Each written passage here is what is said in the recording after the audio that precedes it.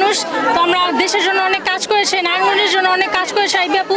তো আমরা চাই না আইবি আপুকে যে অন্য শুধু আইবি আপুকে জেলে নিয়ে এতদিন নিল না কেন? আর আজকে আসছে যেহেতু দিনের বেলা আসতো সন্ধ্যায়, ওনারা রাত্রে 12টা বাজে একটা ভদ্র পরিবার, ভদ্র মহিলা যিনি নারায়ণগঞ্জের সবার, ওনার কোনো মার্কা না, উনি কোনো দলের না, উনি সবার। আমরা চাই সুস্থ শরীরে হ্যাঁ এইভাবে থাকবো, যদি কোনো কাগজপত্র আইনত হয় ওনার বিপক্ষে তাহলে ওনারা নিয়ে যাবো, আমরা জনগণ সাথে করে নিয়ে যাবো। আর কাগজপত্র দেখাই নিতে হইব, নাইলে অবরোধ এইভাবেই থাকবো।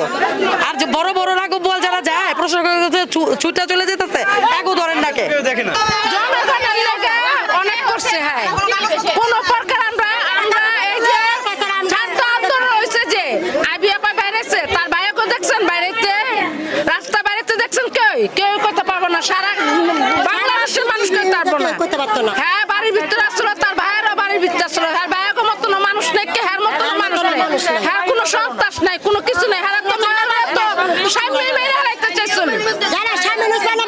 আজকে জনগণের দোয়া আছে দেখে, আপনাকে দোয়া আছে দেখে, হ্যাঁ বাচ্চা রয়েছে। আমাদের সবাই নিয়ে যেতে হইব।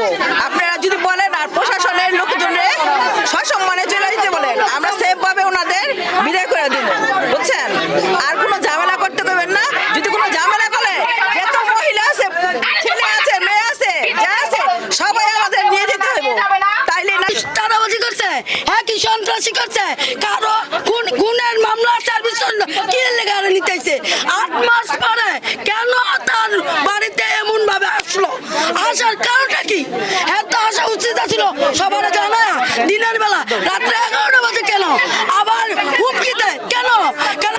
আইবি আপু খুব ভালো মনের মানুষ। আপনারা সবাই কারণ কি লেগে ছাত্র আন্দোলনের সময় আপু আসা যাওয়া করে নাই, কারণ কি লেগে বারো নাই, উজ্জ্বল ভাই আর কেউ বারো নাই। আপনারা